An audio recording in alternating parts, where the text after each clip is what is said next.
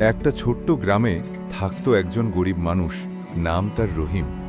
প্রতিদিন সকাল থেকে রাত পর্যন্ত কঠোর পরিশ্রম করেও তার সংসারে অভাব লেগেই থাকত। পুরনো ছেঁড়া কাপড়, ভাঙা ঘর আর খালি হাঁড়ি, এই ছিল তার বাস্তবতা। একদিন বাজার থেকে ফেরার পথে রহিম কাঁদতে কাঁদতে আকাশের দিকে তাকিয়ে বলল, হে আল্লাহ, কেন আমি গরিব? কেন আমি ধনী হতে পারি না? আমি তো অন্যদের মতো পরিশ্রম করি, তবুও আমার ঘরে অভাব শেষ হয় না। সেই রাতে রহিম ঘুমিয়ে পড়ল। ঘুমের মাঝে সে একটি স্বপ্ন দেখল। স্বপ্নে এক নুরানি বৃদ্ধ মানুষ তার সামনে এসে দাঁড়ালেন। তার চেহারা ছিল আলোয় ভরা। তিনি বললেন, হে রহিম, দুঃখ করো না। তুমি জানো কি, রাসূলুল্লাহ সাল্লাল্লাহু আলাইহি ওয়াসাল্লাম বলেছেন, আমি কি তোমাদের এমন কিছু জানাবো না যা ধনী হবার থেকে উত্তম?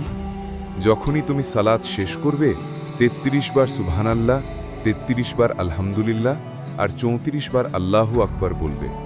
এটি তোমার জন্য প্রকৃত ধন। রহিম বিস্মিত হয়ে জিজ্ঞাসা করল, তাহলে কি ধনী মানুষই কেবল সফল? আমি গরিব বলে কি আল্লাহর কাছে আমার কোনো মূল্য নেই?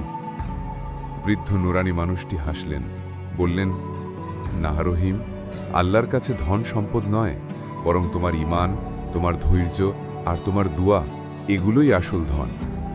নবী সাল্লাল্লাহু আলাইহি ওয়াসাল্লাম বলেছেন, গরিব মুমিনরা ৪০ বছর আগে জান্নাতে প্রবেশ করবে ধনী মুমিনদের থেকে। তিরমিজি, হাদিস ২৩৫২। কারণ গরিবদের হিসাব সহজ হবে, তাদের জবাবদিহি কম হবে।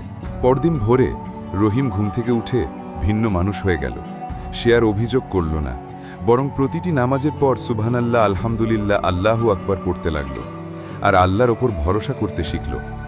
তার স্ত্রী অবাক হয়ে বলল, এখনও আমাদের ঘরে খাবার কম, জামা কাপড় নেই, তবু তোমার মুখে শান্তি কেন? রহিম শান্তভাবে বলল, কারণ আমি বুঝেছি আসল ধন টাকা নয়, বরং আল্লাহর স্মরণ আর জান্নাতের প্রতিশ্রুতি। ধনীরা দুনিয়ায় ভোগ করবে, কিন্তু হিসাব দিতে হবে অনেক বেশি। আর আমরা গরিবরা যদি ধৈর্য ধরি, আল্লাহ আমাদের জন্য জান্নাত সহজ করবেন। গ্রামের মানুষজন রহিমকে দেখে অবাক হল। একজন গরিব মানুষ, যাকে আগে হতাশ দেখত, এখন সে মানুষের মধ্যে শান্তি আর ঈমানের আলো ছড়িয়ে দিচ্ছে।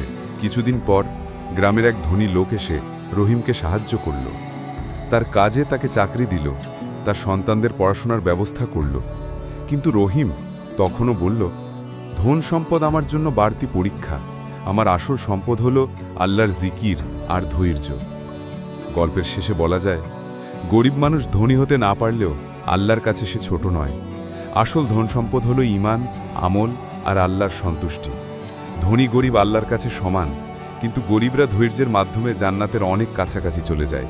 তাই চলেন সবাই মিলে প্রতিজ্ঞা করি, আল্লাহর দেওয়া যতটুকু আছে তাতেই সন্তুষ্ট থাকব, আল্লাহর পথে ব্যয় করব আর কখনো হতাশ হব না। দর্শক ভাই ও বোনেরা, যদি গল্পটি ভালো লেগে থাকে তাহলে অবশ্যই শেয়ার করুন, লাইক দিন আর আমাদের চ্যানেলটি সাবস্ক্রাইব করুন। হয়তো আপনার একটি শেয়ার কারোর হৃদয় পরিবর্তন করে দিতে পারে, কারোর জীবনে আশার আলো জ্বালিয়ে দিতে পারে।